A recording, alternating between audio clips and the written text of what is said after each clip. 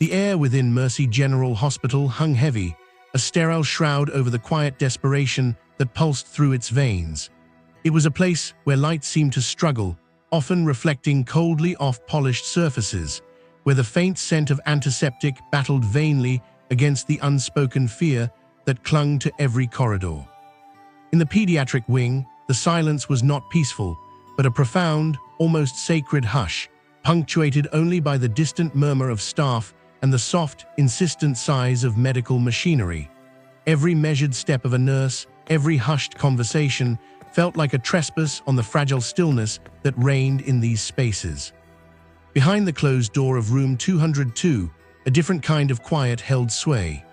Here, the primary sounds were the rhythmic, mechanical breaths of a ventilator and the precise, unnerving asterisk beep beep beep of a heart monitor, a constant, digital heartbeat that felt less like life and more like a grim tally.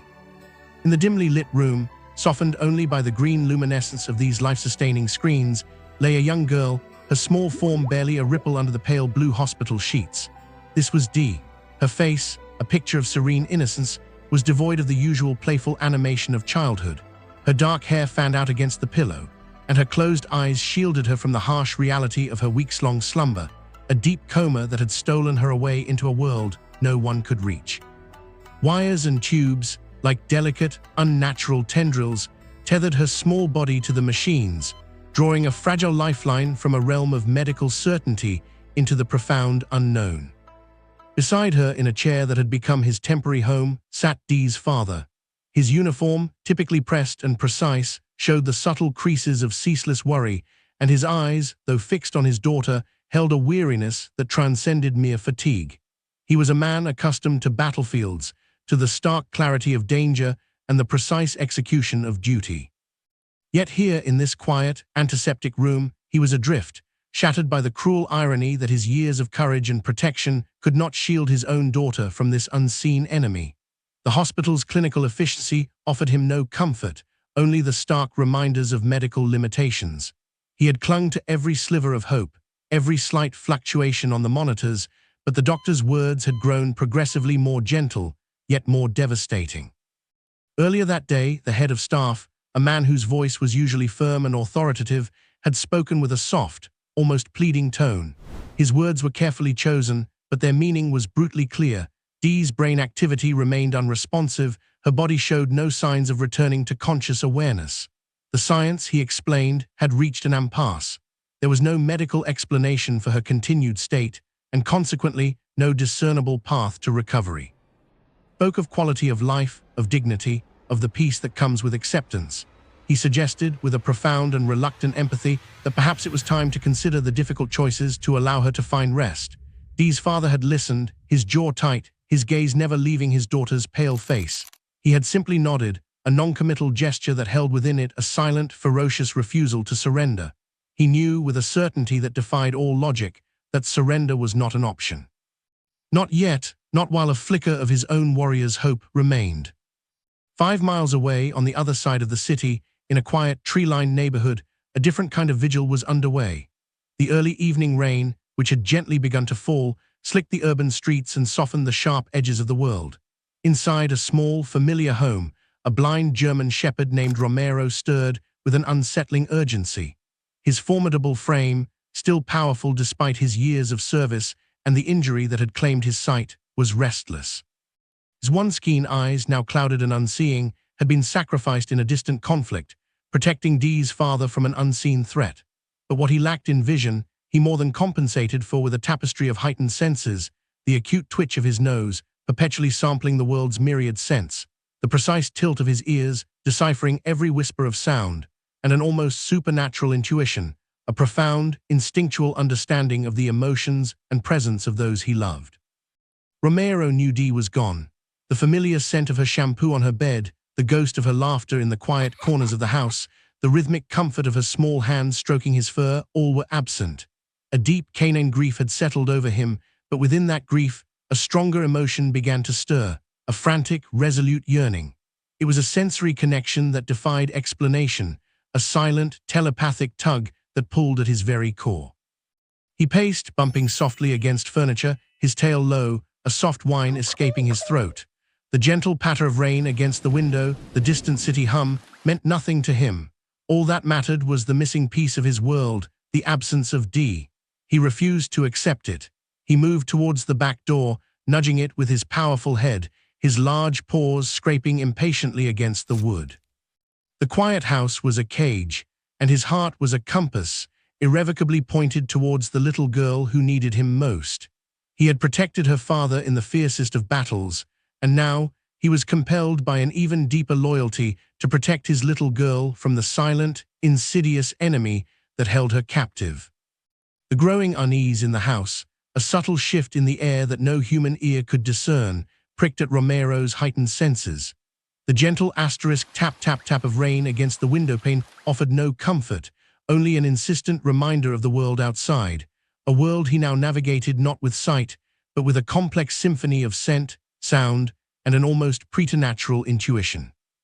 His broad head, crowned with the proud markings of his breed, tilted slightly, trying to place the phantom echo of a giggle that wasn't there, the familiar scent of strawberry shampoo that had vanished from Dee's room. His restlessness had begun weeks ago, a low thrum beneath his fur. Before we go any further, welcome to our channel. If this is your first time here, you've arrived at exactly the right moment. Our team is pushing for 1,000 subscribers this month. Be a part of our journey for more thrilling stories. Rate this story on a scale of 1 to 10 in the comments below, and tell us which part you loved the most when you're done with the story. Now let's dive deeper. Escalating with each passing day of her absence. He felt it in the empty space beside him on the rug, in the lack of a small, warm hand stroking his ears, a touch as vital to him as breath. Romero was no ordinary dog. His past, a mosaic of rigorous training and unwavering dedication, stretched back to a time when his world was defined by the sharp commands of his handler and the silent urgency of duty. Born with an innate drive to serve, he had excelled in every aspect of his training as a military service dog. His intelligence was formidable, his loyalty absolute, forged in the crucible of countless drills and simulations. He learned to track, to protect, to detect the subtlest shifts in atmosphere that presaged danger. He was a sentinel, a protector, a finely tuned instrument of vigilance. For years, he had been Dee's father's shadow, his partner through deployments in harsh, unforgiving landscapes. Their bond was forged not in soft domesticity, but in the stark realities of combat, a silent language understood between man and dog, where trust was a matter of survival. He remembered, or rather, his body remembered, the searing heat, the deafening concussive blast that had torn through the air, sending shrapnel whistling like deadly insects. He remembered the primal instinct that had made him leap, pushing his handler aside, absorbing the brunt of the impact. The world had gone dark then, instantly and irrevocably, a sudden, blinding curtain drawn across his vision. The pain had been immense, a consuming fire, but through it all, his only thought, his only directive, had been the safety of the man beside him. He had completed his mission, protecting his partner, but at the cost of his sight. His injuries had been extensive, his recovery slow and arduous. The same doctors who now tended to Dee had, in a different facility, once patched up Romero. They had deemed him a hero, but also inevitably retired him from active service. A blind dog, no matter how brave, could not be sent back into the field. Dee's father, however, had never considered him anything less than a member of his family, a comrade in arms who had saved his life. He brought Romero home, not as a burden, but as a revered veteran, a living testament to selfless devotion. It was there, in the quiet suburbs, away from the chaos of war, that Romero's greatest and most profound service truly began. Dee was a whirlwind of energy, a bright spark of curiosity when Romero first arrived. She was only 5, a tiny figure with boundless enthusiasm. Initially, there was a natural apprehension from others, a large, powerful dog, newly blind, and a small, vulnerable child. But Dee's father, who had witnessed Romero's unflinching courage firsthand, knew the dog's true nature. He understood that true service extended far beyond the battlefield, beyond the parameters of any formal training. It was an intrinsic quality, a deep-seated commitment born from the heart, a loyalty that transcended physical limitations. He saw past Romero's clouded eyes to the unwavering spirit within. Their connection was instantaneous and profound. To Romero, Dee was a symphony of delightful sensations. Her scent was a unique blend of sunshine, sugary treats, and the soft, earthy smell of the backyard soil she loved to play in. Her footsteps were light, dancing rhythms, distinct from the heavier, more deliberate strides of the adults. Her voice was a melodious cascade, changing inflection with every emotion, a language he understood far better than human words. She never treated him as blind. Instead, she became his guide, his extra set of eyes. She would softly murmur directions, her small hand gently resting on his flank, guiding him around furniture, across the lawn, making their shared world navigable. He became her confidant, her furry shadow. She would whisper secrets into his soft fur, pull him into impromptu tea parties, and read picture books aloud, her tiny fingers tracing the braille of his ears as if he could understand the stories. He learned her moods, anticipating her tears with a comforting nudge of his head, joining her exuberant games with a clumsy but enthusiastic wag of his tail. He slept curled beside her bed, a silent, furry guardian, his nose twitching at every unfamiliar sound, his keen hearing filtering out the mundane to focus on anything that might remotely threaten his small charge. Their bond was a tapestry woven from countless moments of unspoken understanding, of shared quiet and unadulterated affection. It was a service born not of duty, but of an overwhelming, unshakable love, a commitment that ran deeper than any command. It was then that Dee's father truly understood that Romero's greatest strength had never been his eyesight, but the vast, boundless capacity of his heart. Rate this story on a scale of 1 to 10 in the comments below and tell us, knowing Romero's past and his blindness, would you have entrusted him with the care and companionship of a young girl as Dee's father did? Because most people, despite Romero's undeniable bravery, might have hesitated, letting fear cloud their judgment. And that is the uncomfortable truth of how we often misjudge capabilities based on perceived limitations. Now, let's go back to the beginning. True service isn't about training, it's about the heart's commitment to others. The day it happened had begun like any other, filled with the deceptively gentle rhythm of suburban life. The sun, a warm, benevolent presence, had cast long, playful shadows across the lawn, beckoning Dee and Romero outside. Their morning ritual was sacrosanct, a slow, meandering journey through the backyard, Romero guiding Dee with a gentle nudge, his ears twitching at the chirps of unseen birds, Dee's small hand tangled in his thick fur, recounting her dreams in a soft, musical babble. He'd follow her scent, a vivid, ever-present thread in his world, as she chased butterflies or dug for imaginary treasures beneath the ancient oak. On this particular morning, Dee had been particularly animated, her voice lilting with excitement about a school field trip planned for the afternoon, a visit to a local nature preserve, a place teeming with new scents and sounds for Romero, even if he couldn't see the vibrant flora. Dee's father, a man whose life had once been dictated by the stark certainty of military schedules, now found himself cherishing these small, fleeting moments of domestic peace. He'd kissed Dee goodbye at the door, her backpack already slung over her shoulder, a tiny astronaut ready for her next exploration. Romero, sensing the farewell, had given a soft, understanding whine, a quiet plea for her safe return. It was a scene etched into memory, ordinary in its beauty, utterly heartbreaking in hindsight. That brief embrace, that final wave, a snapshot of pure, uncomplicated happiness, would become a phantom ache, a poignant reminder of how quickly the world could shift on its axis. The call had come hours later, piercing the afternoon's quiet like a shard of ice. It wasn't the usual cheerful school update, but a breathless, panicked voice from an unfamiliar number. Dee's father, miles away at his office, had felt an immediate cold dread coil in his stomach. The words were a garbled rush of terror: accident, fall, unresponsive, ambulance. The world, which had been so solid and predictable just moments before, dissolved into a terrifying blur. His military training, which had prepared him for crises of all magnitudes, suddenly felt utterly useless in the face of this profoundly personal catastrophe. He drove, a primal scream caught in his throat, the distance to the hospital stretching into an agonizing eternity. Romero, left at home, knew something was desperately wrong long before the phone rang. The house, usually a symphony of familiar sounds and scents, had become a chaotic void.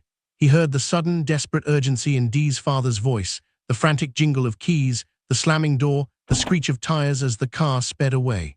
The comforting aroma of his human family, usually a constant presence, had been violently disrupted, replaced by a lingering scent of panic and fear. He paced the house, his broad head low, his tail uncharacteristically still. His world, so carefully constructed on a framework of routines and presences, was unraveling.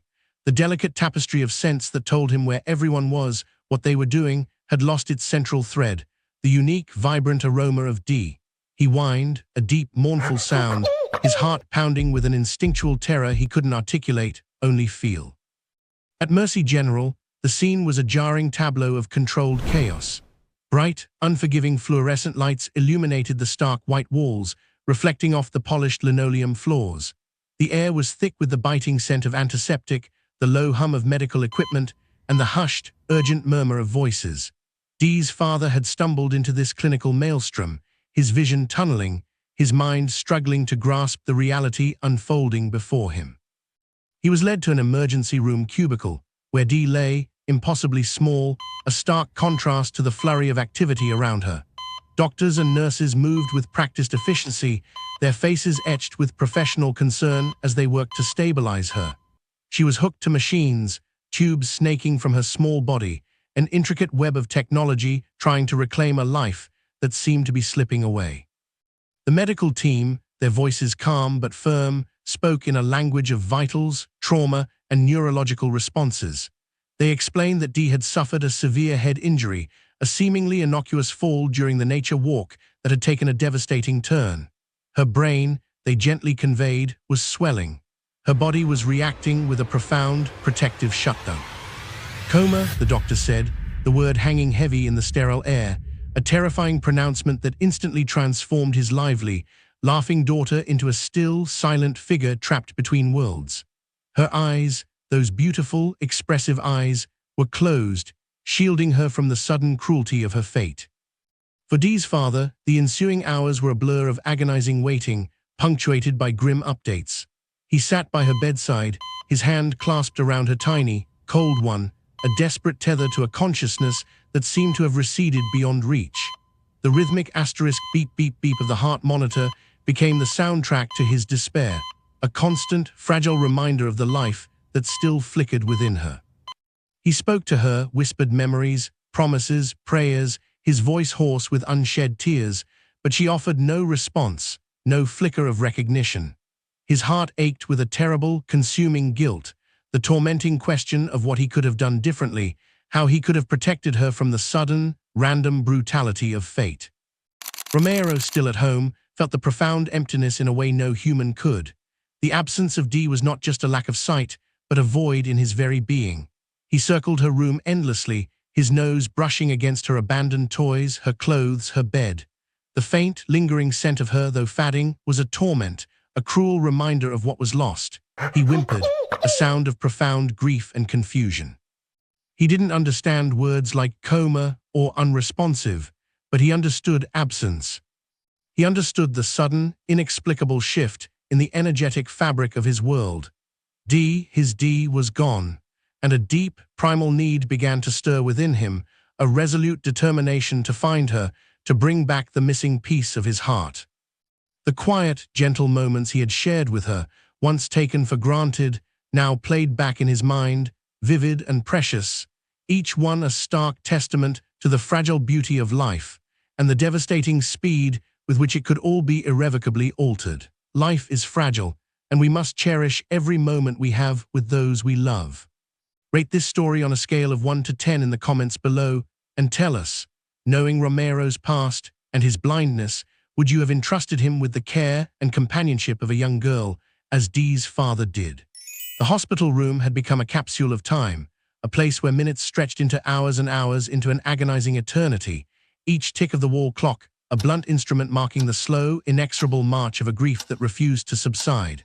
Outside its walls, the world continued its indifferent rotation, seasons shifting, days brightening and dimming with a normalcy that felt like a cruel joke. But within room 202, a different reality prevailed. The air, perpetually conditioned and recycled, carried a faint, persistent tang of disinfectant and fear, a constant reminder that this was a place of sickness and desperate remedies, not of life and laughter. Dee's father spent his days and nights in a worn armchair by her bedside, a silent sentinel whose vigilance was born of an unbearable love. His once sharp military bearing had softened into a permanent stoop, his shoulders slumped under the invisible weight of despair. The lines etched around his eyes deepened with each sleepless night, forming a map of his silent suffering. He spoke little, his voice a gravelly whisper when he did, reserving his energy for soft, often one-sided conversations with his unconscious daughter. He would tell her about the day, the mundane details of the outside world, fragments of memory from her early childhood, anything to pierce the profound silence that cocooned her. He read from her favorite storybooks, his voice a low, comforting drone, hoping that some echo of his presence, some resonance of his love, might reach her through the impenetrable veil of her coma. The nurses moved with a practiced, efficient grace, their movements hushed, their expressions a professional blend of sympathy and detachment. They came and went, checking monitors, administering medication, their conversations always clinical, always factual. They spoke of brain activity, vital signs, neurological responses, a lexicon of medical certainty that offered no solace, no promise of return. He understood their language, respected their expertise, but it felt hollow, a dry, academic dissection of the vibrant spirit he knew as his daughter. They could measure the electrical impulses, record the heartbeats, but they could not quantify the boundless energy, the infectious giggle, the sheer diness that had been extinguished. Every day brought its own fresh agony. The doctors, polite and grave, would deliver their reports, their voices modulated to convey both empathy and a grim realism. "No change" was the most frequent and most devastating phrase, still unresponsive, no discernible improvement in neurological function. Each update was a hammer blow, chipping away at the fragile edifice of his hope. He had seen comrades fall, face down unimaginable odds, but this slow, agonizing erosion of life, this battle without a clear enemy or a path to victory, was far more grueling. He felt adrift in a vast, cold ocean with no land in sight, only the crushing weight of the water. Outside the window of room 202, the world cycled through its phases. The bright, hopeful mornings faded into long, anxious afternoons, then into the oppressive darkness of night. He saw other families pass by, some celebrating a new life, others walking away with the hollow steps of loss. He witnessed the fleeting smiles of visitors, the hurried footsteps of staff, the quiet dignity of fellow patients. Each interaction, each glimpse of the living, breathing world, served only to underscore the terrible isolation of his own situation. Dee lay suspended between worlds, and he, her father, was suspended with her, a silent guardian in a sterile purgatory. His thoughts often drifted to Romero, left alone in the house. He pictured the blind Shephard packing, head low, his world now devoid of its brightest star. He knew Romero was grieving too, perhaps in a way even more profound, relying entirely on the complex tapestry of scent and sound that now cried out with Dee's absence. A pang of guilt would strike him. Leaving Romero alone was a necessary evil, as hospital protocols strictly forbade animals. Yet a part of him yearned for the dog's comforting presence, the solid weight of him, the silent, unwavering empathy that only Romero could provide. He remembered the ease with which Romero had integrated into their lives after his retirement, how the dog's blindness had never been a barrier to his connection with Dee, but rather a catalyst for a deeper, more sensory bond. He wondered, in his darkest moments, if perhaps Romero could do what the machines and medicines could not. But these were fleeting, almost superstitious thoughts, quickly suppressed by the hard-learned pragmatism of his life. He was a man of action, of logic, of duty. He believed in what he could see, what he could measure, what he could control. And in this sterile room, with his daughter lying motionless, there was nothing he could control, nothing he could measure, save the agonizing passage of time. Yet even in this abyss of despair, a stubborn flicker persisted. It was not a grand, roaring flame of certainty, but a small, defiant ember, nurtured by the relentless insistence of memory. He would glance at a worn teddy bear on the bedside table, a gift from Dee to Romero, or a crayon drawing taped to the wall, a cheerful, if somewhat abstract, depiction of their family. These small totems of her vibrant life served as anchors, tiny points of light in the overwhelming darkness. He would remember her laugh, the way her eyes would crinkle at the corners, the fierce determination in her young voice when she declared she would be a scientist and an astronaut. He clung to the stories of unexplained recoveries, the anecdotal whispers from nurses about patients who had defied all odds.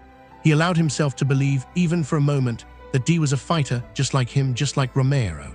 He understood, with a clarity born of exhaustion and grief, that hope, however fragile, however illogical, was the only thing that prevented him from crumbling entirely. It was the quiet, burning defiance against the cold, unyielding reality of medical failure. It was the refusal to accept the finality of the doctor's gentle pronouncements.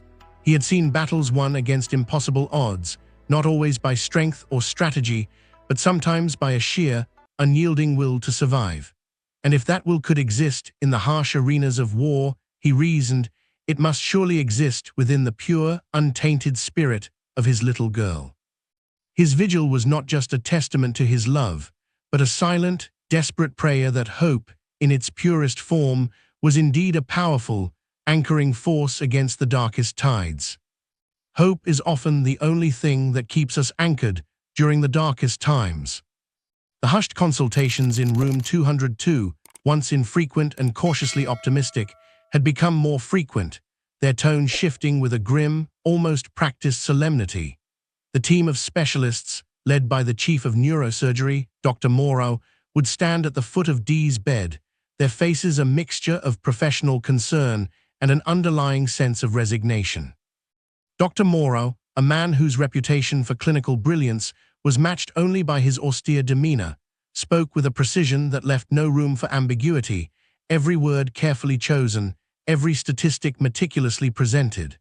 His eyes, though piercing, seemed to see only data, charts, and prognoses, not the vibrant spirit of the little girl lying beneath the sheets.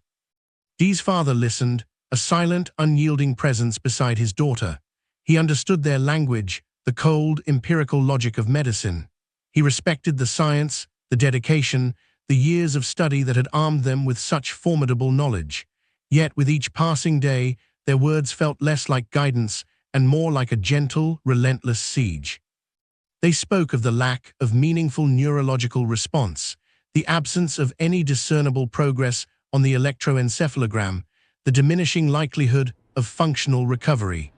They talked about the increasing strain on Dee's young body, kept alive by an array of machines that had become her surrogate organs. Commander, Dr. Morrow had begun one morning, his voice softer than usual, but no less firm. We have reached a point where the data presents a stark reality. While Dee's vital signs remain stable, her brain activity shows no change. We've exhausted all known medical interventions. We've observed no spontaneous movements, no response to stimuli, no signs of returning consciousness. He paused, letting the words hang in the heavy air. At some point, we must consider the long-term implications, the quality of life for a child sustained indefinitely in this state. His voice trailed off, the unspoken conclusion echoing loudly in the room. Dee's father met his gaze, his own eyes holding a depth of sorrow and defiance that no military training could have prepared him for. He knew what they were implying. He knew the medical term for it, withdrawal of life support. To them, it was a logical, even compassionate decision based on the cold, hard facts. To him, it was a surrender, an abandonment of his little girl. The system, with all its logic and expertise, felt like a towering, impersonal entity, valuing cold data over the fervent, illogical conviction of a father's heart. He remembered a briefing during his service, where a junior officer had presented a meticulously researched plan for a mission deemed impossible by their superiors. The officer had been dismissed, his passion dismissed as naivete, his unique insights overridden by conventional wisdom. But Dee's father, then a captain, had seen a spark of unconventional thinking, a willingness to challenge established limits. He had fought for that officer, and together they had succeeded where others had given up. That memory resonated now, a quiet whisper of resistance against the tide of scientific pessimism. He looked down at Dee, her chest rising and falling with the mechanical precision of the ventilator, the rhythmic asterisk beep of the heart monitor a fragile testament to her continued existence. His daughter, his bright, spirited Dee, was still here. Her heart still beat, her body still fought. How could they ask him to give up on her when she was still fighting? The doctors, in their vast wisdom, in their commitment to evidence-based practice, saw a body sustained by technology. He saw his daughter, trapped, needing him to be her voice, her unwavering advocate. Another meeting was called, more formal this time. The hospital ethics committee was involved, their presence adding another layer of cold, bureaucratic authority. They spoke of medical futility, of the pain of prolonging a struggle without hope, of the profound moral responsibility to prevent undue suffering. They spoke with empathy, their voices hushed, their expressions grave, but their message was clear. It was time to let go. "Commander," a social worker began, her voice soft, "we understand this is an unimaginable decision, but sometimes love means making the hardest choice, to allow her peace." "Cut her off," his voice quiet, almost dangerously so. "Peace," he echoed, his gaze sweeping across the faces of the assembled medical professionals. "What kind of peace is that? To simply unplug her because a machine says there's no hope, because your charts don't show enough activity?" He felt a hot surge of anger, quickly reined in by years of discipline, but the fire burned beneath his calm exterior. "My daughter is not a set of data points. She is not a series of lines on a graph. She is a living, breathing being. And I refuse to be the one to decide her life has no value, simply because you have reached the limits of your understanding." He thought of Romero, his loyal, blind companion. He remembered the veterinarians years ago after the explosion. They had said Romero was broken, that his quality of life would be compromised, that perhaps it would be kinder to let him go. But Dee's father had seen past the physical injury, past the blindness. He had seen Romero's spirit, his unwavering loyalty, his profound capacity for love. He had seen the truth that lay beyond the visible, beyond the purely medical. And Romero, far from being broken, had found a new purpose, a new way of seeing, becoming Dee's protector, her silent shadow, enriching their lives beyond measure. The limitations had been the veterinarians, not Romero. "Speak of science," he continued, his voice gaining strength, "but science doesn't explain everything. It doesn't explain the bond between a father and his child. It doesn't explain the will to live. It doesn't explain miracles, and I believe in miracles, I believe in my daughter." He stood up, his posture once again rigid with military resolve. "I understand your prognosis. I understand your data, but my reality, my hope, is not dictated by your limitations. She is still fighting. And as long as she is, so am I." The room fell into a heavy silence, the rhythmic asterisk beep beep beep of the monitors the only sound. The doctors, accustomed to presenting facts and receiving acquiescence, were taken aback by his quiet, unwavering defiance. They exchanged glances, a mixture of frustration and a reluctant, perhaps grudging, respect. He knew their training, their protocols dictated one path, but his heart, his paternal instinct, dictated another. He wouldn't let them, or their numbers, extinguish the last ember of hope, not while there was still breath in his daughter's body. The doctors represent a cold, heartless system that values data over human connection. Would you have let a cold-hearted, all-knowing doctor talk you into giving up on your loved one, or would you have fought back? Comment: everyone deserves a chance to fight if you stand against this kind of gatekeeping. Never let someone else's limitations dictate your reality. The rain, which had been a gentle patter, now intensified, a relentless drumming against the roof and windows of the house. For Romero, the world had become a cacophony of blurred sounds and fading scents, all overshadowed by the profound, aching absence of Dee. The metallic tang of fear and grief that lingered from Dee's father's frantic departure still clung to the air, mingling with the now cold scent of rain, a chilling reminder of the abrupt shift in their lives. He had paced for what felt like an eternity, his powerful legs growing restless, his tail, usually a barometer of his joy, hanging limp. Every instinct, every fiber of his being screamed at him to find her. The back door, usually secured with a latch beyond his reach, had been left slightly ajar in the hurried chaos. Perhaps in his desperation, Dee's father had neglected to ensure its complete closure. Romero, driven by a force far greater than any training, nosed it gently. It yielded with a soft asterisk creak, revealing a narrow sliver of the rain-slicked night. The immediate world was familiar, the damp grass of the backyard, the scent of the rose bushes Dee loved to sniff, the faint outline of the fence. But beyond this small, known territory lay the vast, intimidating unknown of the city, a labyrinth of concrete and steel, a place he had only ever experienced from the safe confines of a moving car or on carefully planned, leashed walks. Yet the overwhelming pull towards D obliterated any hesitation. He slipped through the gap, a dark, determined shadow melting into the downpour. The initial steps were tentative, each paw testing the unfamiliar slickness of the pavement. The rain blurred the world of scent, washing away the subtle markers he usually relied on. But the city, even in the rain, offered its own intricate tapestry of information. The rumble of distant traffic became a low thrum against his chest, a constant vibration through the ground. The occasional flash of headlights, though unseen, caused subtle changes in the air current, a ripple of warmth followed by a momentary chill. He relied on the distinct, sharp tang of exhaust fumes, the metallic scent of wet asphalt, the faint, lingering odors of countless human lives, perfumes, foods, detergents, each a tiny clue in a grand, bewildering puzzle. His internal compass, honed by years of intuitive partnership, was fixed on one thing, the faint, almost imperceptible thread of Dee's essence. It was a unique combination of her own developing scent, the residue of her strawberry shampoo, and the distinctive hospital smell that had clung to her father upon his return from the first agonizing visits. It was a fragile beacon, flickering in the overwhelming sensory noise of the urban night, but it was enough. The journey quickly escalated from a cautious trek to a perilous navigation. He encountered the roar of cars, a terrifying rush of wind and sound that threatened to disorient him. He learned to hug the invisible edge of buildings, the solid, unyielding feel of brick, and concrete a comforting constant against his flank.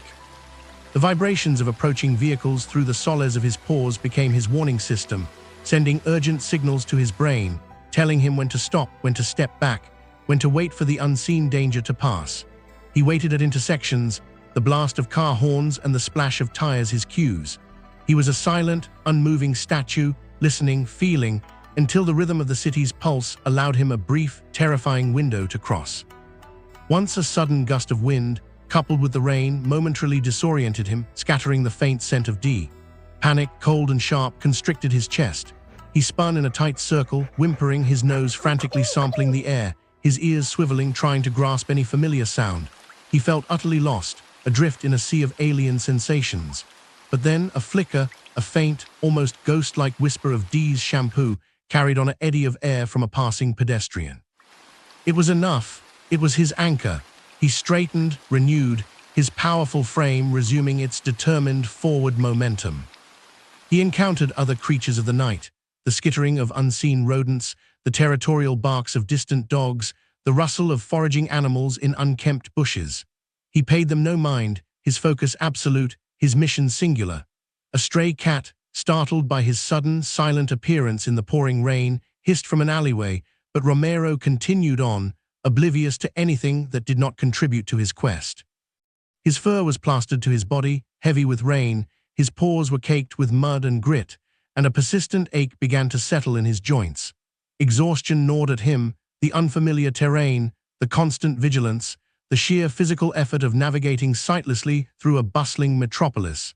Each curb became a small mountain to conquer, each flight of steps a treacherous descent. He scraped his side once against a sharp edge. A fleeting sting that he barely registered, his pain dulled by the urgency that propelled him forward. He thought of Dee, or rather, his senses conjured her image, the soft brush of her hand against his head, the warm weight of her small body curled against his side, the unique pitch of her laughter.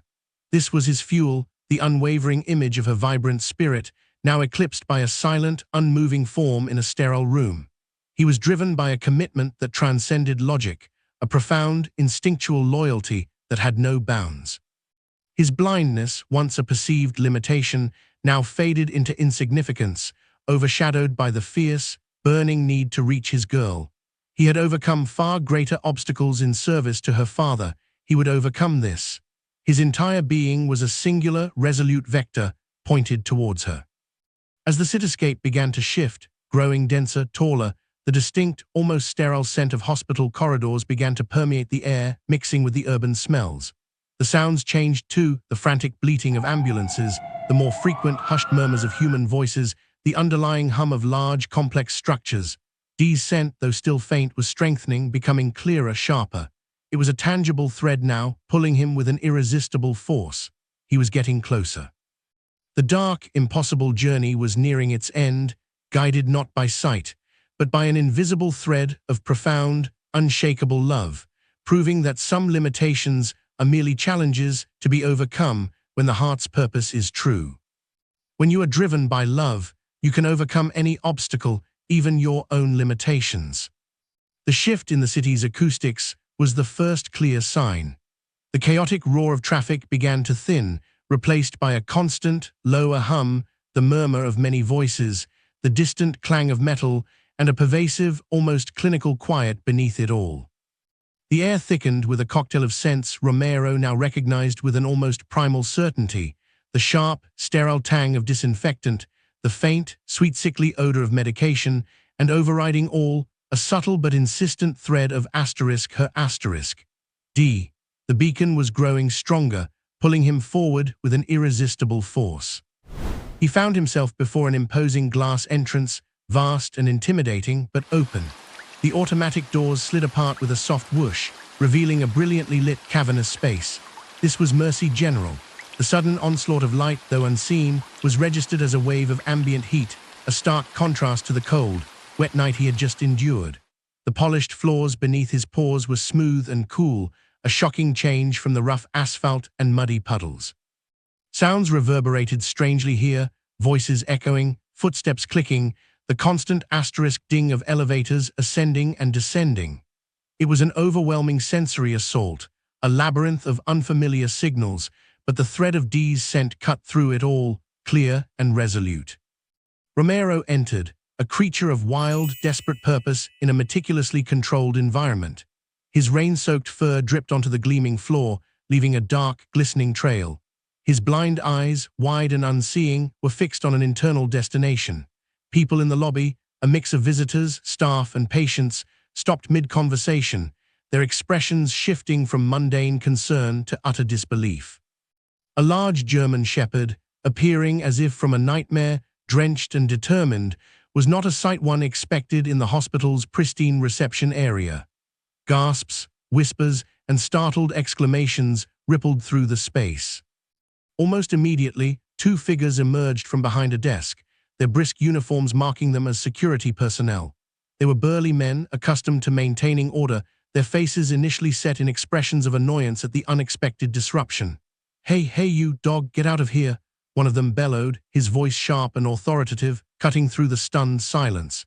He started to advance, his hand outstretched, intending to usher the wet, muddy animal back into the night.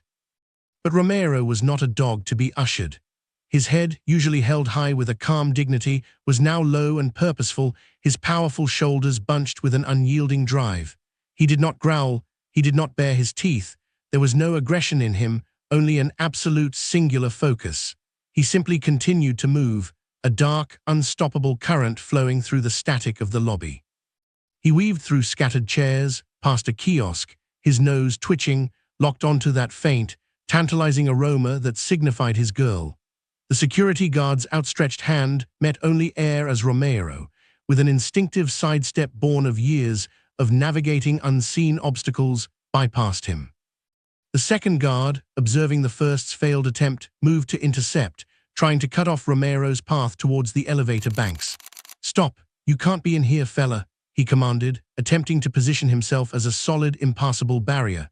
He was a man trained in protocols, in maintaining the pristine, sterile order of a public institution.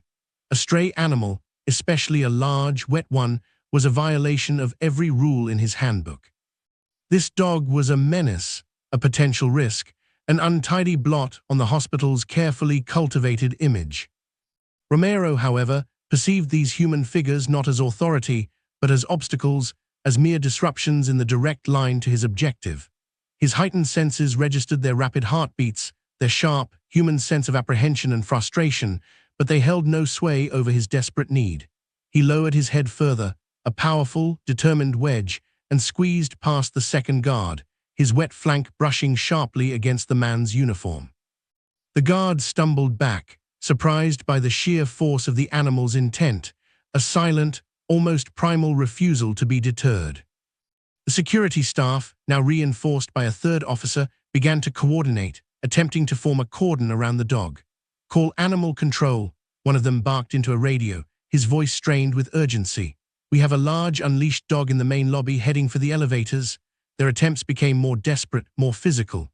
One guard lunged, aiming for Romero's collar, but the dog was surprisingly agile for his size, his body a fluid mass of muscle and purpose. He ducked, pivoted, and continued his relentless forward trajectory, guided by an invisible thread. The noise levels in the lobby escalated. Children cried, scared by the commotion. Adults murmured with a mixture of fear and sympathy. Some tried to help the guards, shouting, waving their arms, unknowingly adding to Romero's confusion. Others watched, captivated, sensing the profound, desperate energy emanating from the blind animal. They saw a dog driven by something beyond comprehension, something that transcended the sterile rules of the building. He wasn't a vicious animal. He was a force of nature, a living embodiment of unyielding devotion. He passed the main reception desk, the strong scent of cleaning supplies and paper mingling with the fainter, almost metallic, scent of fear from the receptionist. His ears swiveled, filtering out the chaos, hunting in on the high-pitched whine of the elevator cables, the subtle whoosh of air currents indicating movement to the upper floors. Dee's scent was now unmistakable, a vibrant, living presence emanating from up. A final, desperate attempt was made by a guard who tried to block the open elevator doors. Romero, sensing the large barrier, didn't hesitate. He simply tucked his head, pushed forward with all his might, and squeezed through the narrowing gap, his powerful body forcing the guard to step aside or be bowled over. He was in. The doors hissed shut behind him, leaving a bewildered, soaked, and utterly outmaneuvered security team staring at a rapidly ascending floor indicator. The menace, the rule-breaker, the embodiment of disruptive love, was on his way to room 202, leaving behind a baffled lobby and a potent question lingering in the disinfectant-scented air. The security guards and the rules try to block a dog whose only crime is love. Do you think they went too far by trying to shoo him away? Would you have done worse in their shoes, or would you have stepped aside? Let us know in the comments. Show us you aren't on the side of cold bureaucracy. Compassion should always take precedence over procedure. The elevator's ascent was a jarring interlude, a mechanical journey upwards, the rhythmic hum of its cables a stark contrast to the driving rain and city cacophony he'd left behind. When the doors whispered open on the third floor, Romero emerged into a corridor that smelled distinctly of his destination. The sterile tang of the hospital was here, yes, but interwoven with it, like a golden thread in a stark tapestry, was Dee's unique scent, stronger now, clearer, undeniably close. It was a familiar comfort, a sweet and vital anchor in this labyrinth of unfamiliar quiet. The pediatric wing was softer than the bustling lobby, hushed by a deeper kind of reverence. Sounds were muted, footsteps carpeted, and the distant cries of infants seemed to carry a fragile hope. But for Romero, the air thrummed with a nervous energy, the subtle fear of parents, the scent of antiseptic battling against the lingering sadness that hung heavy in these halls. Yet his focus was absolute. He ignored the occasional startled nurse, who, seeing a large, rain-soaked German Shepherd padding purposefully down a restricted corridor, initially froze, then fumbled for an intercom, her mind struggling to reconcile the impossible sight. He followed his nose, past closed doors, past the softer, more inviting aromas of playrooms and family waiting areas, until he reached a door that was slightly ajar. From within, the asterisk beep beep beep of a monitor, a weak, insistent rhythm reached his keen ears, and beneath it all, stronger than ever, was Dee, his girl. He nudged the door gently with his nose, pushing it open just enough to slip through, his powerful frame now trembling with a different kind of urgency. Inside, the room was dimly lit, bathed in the muted green glow of the vital signs monitor. Dee's father sat slumped in the familiar armchair, his head buried in his hands, his silent vigil broken only by the mechanical breathing of the ventilator.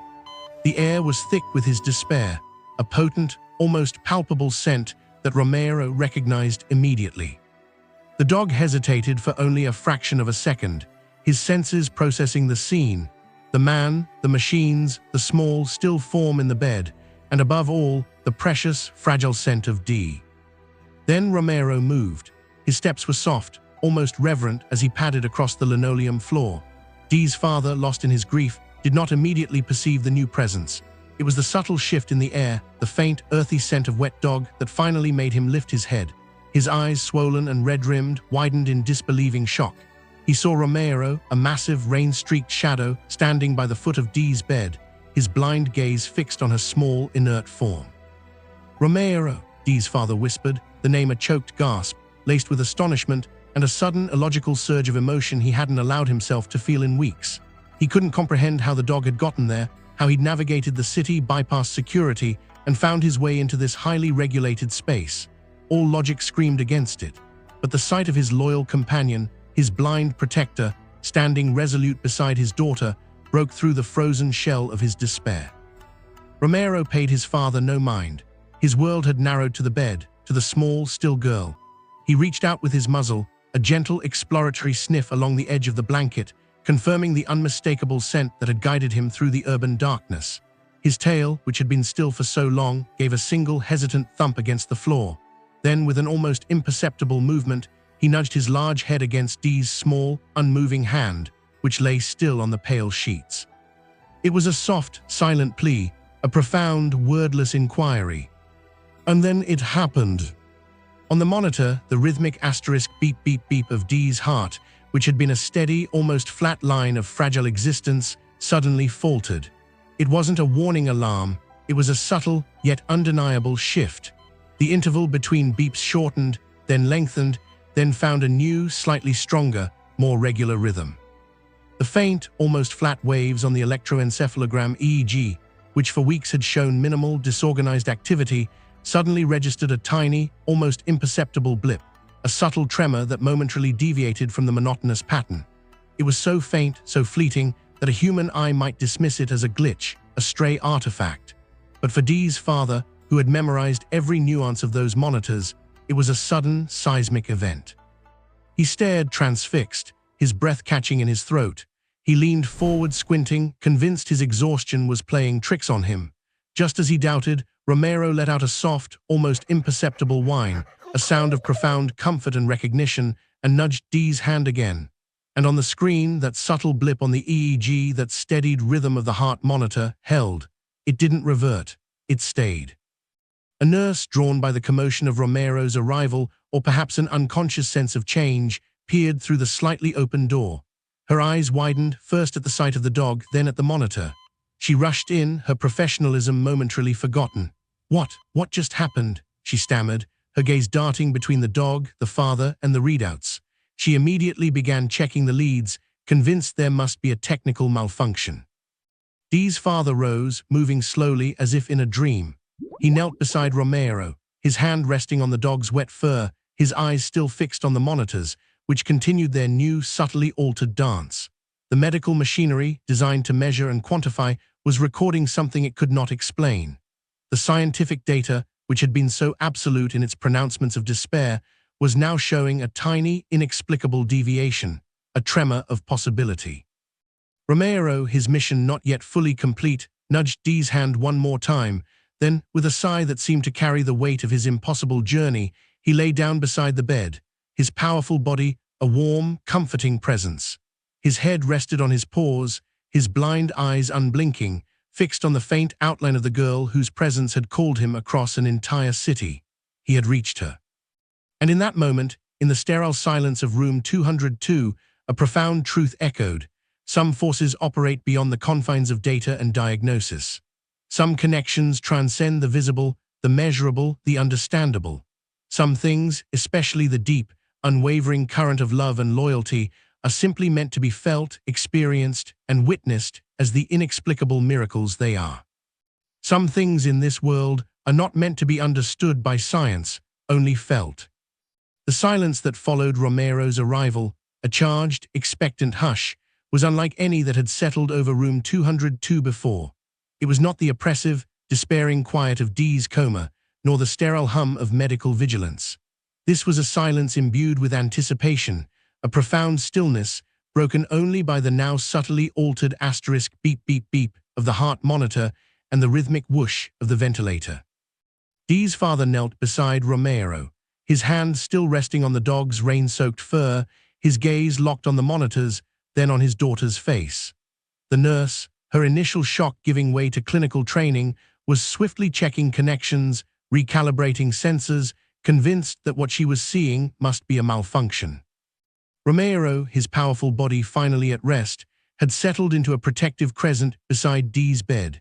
His head was raised slightly, his blind eyes fixed on the girl, an unseen sentinel whose purpose was now to simply be asterisk. The faint, damp smell of his fur mingled with the sterile hospital air, a wild, earthy presence that felt utterly out of place, yet undeniably vital. He emitted soft, almost imperceptible huffs of breath, his nose periodically brushing against Dee's arm as if attempting to coax a response, to gently reawaken her through the sheer force of his presence and the warmth of his body. Hours bled into a new dawn. The faint light of morning, grey and muted, began to filter through the blinds, painting the room in soft, shifting shades. Dee's father hadn't moved. The nurse, after exhaustive checks that confirmed the monitors were functioning perfectly, had called for a consultation, her voice a hushed whisper of professional bewilderment. Dr. Mora, alerted to the inexplicable shifts, strode into the room, his usual impassive demeanor ruffled by a flicker of scientific curiosity. He observed the dog, then the monitors, then the girl. He adjusted his glasses, his keen eyes scanning the readouts, searching for a logical explanation for the sustained, albeit minimal, improvement. "Remarkable," he murmured, a rare admission of surprise. "The parameters are stabilized, showing minor but consistent improvement. Her heart rate variability has increased. EEG readings are still very low, but there's an isolated spike." As the doctor spoke, his words were punctuated by a sound that made every heart in the room seize. It was a faint, almost imperceptible sound, like a soft sigh or a fragile breath catching. Dee's father instinctively leaned closer, his breath held. Then a flicker, a minute, almost imperceptible tremor in Dee's left eyelid. It was barely visible, a ghost of a movement, but to her father, who had watched her every static feature for weeks, it was a blinding flash of hope. Romero, his head still resting near her hand, let out another soft whine, a low, rumbling sound of encouragement. As if in response to his silent plea, Dee's tiny fingers, which had lain inert on the sheets for so long, twitched. A single finger, then another, curling infinitesimally, a fragile, almost hesitant gesture of life. Dee's father cried out, a raw, guttural sound of pure, overwhelming relief. He reached out not to Dee, but to Romero, burying his face in the dog's warm, wet fur. She's moving," he choked out, the words barely audible. The nurse, her face streaked with tears, rushed to the bedside, her professional composure completely shattered. She gently took Dee's hand, feeling the faint, fluttering pulse of returning consciousness. Dr. Morrow, ever the scientist, approached the bed, his brow furrowed in intense concentration. He gently lifted one of Dee's eyelids. Her eyes remained unfocused, clouded, but there was a subtle, involuntary dilation of the pupil, a rudimentary reaction to the light. He tapped her foot gently, a faint, almost imperceptible withdrawal. "These are reflexive responses," he stated, his voice carefully controlled, "but they are asterisk responses asterisk, unprecedented, after all this time." He looked at Romero, then back at Dee. The scientific mind struggled, grasping for a rational anchor in this sea of the inexplicable. It could be a delayed neural cascade, he posited, trying to rationalize the sudden shift, or an autonomic reaction to external stimuli. His words, however, sounded hollow even to himself. But for Romero, it was more than science, more than reflex. He nudged Dee's hand again, a soft, insistent pressure, and this time with excruciating slowness, Dee's tiny fingers uncurled, and her small hand, almost unconsciously, reached out. It wasn't a firm grip, just a feather-light touch, a brush against Romero's muzzle, but it was enough. It was an acknowledgement, a reunion. A soft, weak moan escaped Dee's lips, the first sound she had uttered in weeks. It was a pained, fragile sound, but it was her asterisk voice, a tiny, almost broken melody that shattered the oppressive silence and filled the room with an almost unbearable joy. Her eyes, still unfocused, slowly, deliberately, began to open a fraction more. She didn't see, not yet, but she felt. She felt the rough warmth of Romero's fur, the familiar scent of her beloved companion, the anchor in her turbulent, unconscious world. Dee's father, tears streaming down his face, gently took her other hand. "Dee," he whispered, his voice thick with emotion, "Daddy's here, sweetheart, and Romero is here." Dr. Mora watched, a strange blend of professional awe and intellectual discomfort playing across his features. His years of rigorous medical training had equipped him to understand the human body as a complex machine, a system of measurable inputs and outputs. He could diagnose, predict, and treat based on empirical evidence. Yet here, before his very eyes, was an event that defied all rational explanation. A blind dog, against all odds, had traversed a city, navigated a secure hospital, and seemingly, by his mere presence, had awakened a child from a medically inexplicable coma. He sought to find a physiological trigger, a sudden chemical imbalance, a delayed neurological response. He would later write lengthy reports, theorizing about the power of familiar sensory input on the limbic system, the profound psychological effect of an emotional anchor. But in that moment, he saw something beyond the quantifiable. Journey back to consciousness was slow, agonizing, fraught with uncertainty. Dee would drift in and out, her movements hesitant, her awareness flickering like a faulty light bulb. But with Romero by her side, a constant, warm presence, she never truly slipped back into the profound darkness. He was her tether, her constant, silent reassurance. His soft whines, his gentle nudges, his unwavering presence were a lullaby of love that coaxed her back, one fragile breath, one tiny movement at a time. The cynical voices, the medical skeptics, would later try to rationalize it, to call it a coincidence, a predetermined neurological shift. They would speak of the healing power of suggestion or the timing of the event. But for Dee's father, for the nurse who wiped her tears, and for Dee herself, as her awareness slowly returned, there was no doubt. This was no coincidence. This was a miracle. A testament to the profound truth that when you refuse to let go of what truly matters, even in the darkest of times, hope, in its most unexpected forms, finds a way to blossom into life. The voice of doubt, the cynical skeptics in the story who tried to claim this was just a coincidence. Are you the type of person who sees miracles, or are you siding with the cynics? Like this video to confirm you aren't letting negativity dim your view of the world. Miracles happen when we refuse to let go of what matters. The path back to full consciousness for Dee was not a sudden, dramatic awakening, but a gradual, painstaking ascent from the depths of her profound slumber. Each day brought subtle improvements, a flicker of recognition in her eyes, a deliberate squeeze of her father's hand, a soft, whispered word that gradually regained strength and clarity. Through it all, Romero remained her constant shadow, her silent anchor. Hospital rules were bent, then broken, in the face of the undeniable evidence of his impact. His presence, once seen as an unacceptable violation of protocol, became an essential part of her recovery, a living, breathing testament to a bond that defied medical convention. He was there when her eyes, though still a little hazy, truly focused on his familiar silhouette. He was there when her small, weak hand reached out, not to touch an object, but specifically to find his warm fur, her fingers tangling in the thick hair around his neck. He was there when her first fragile laugh, a sound that brought tears to her father's eyes, erupted as Romero nudged a toy off her bed with his nose, playfully encouraging her to reach for it. He became her therapy dog in the most profound sense, an essential component of her physical and emotional rehabilitation, guiding her hesitant steps, providing comfort during moments of confusion, and reminding her, through his unwavering presence, that she was never alone. Dee's father, who had once prided himself on his pragmatic, data-driven worldview, found his perspective irrevocably altered. He had witnessed a miracle, a triumph of the intangible over the quantifiable. His daughter's recovery, attributed by some to a fortuitous neurological shift, and by others to an inexplicable act of grace, was, to him, a direct result of Romero's impossible journey and the profound connection they shared. He learned that true strength wasn't just in facing down external enemies, but in holding on to hope in the face of the unseen, in trusting the inexplicable force of love. His legacy, he realized, wouldn't be defined by battles won or missions accomplished, but by the fierce, protective love he held for his family and the profound wisdom he gained from his loyal, blind companion.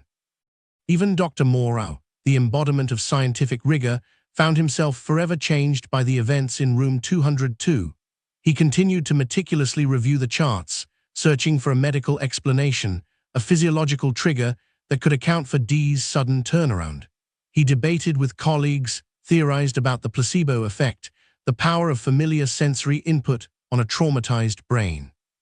But privately, in the quiet moments of reflection, he knew his understanding of healing had expanded beyond the sterile confines of medical textbooks.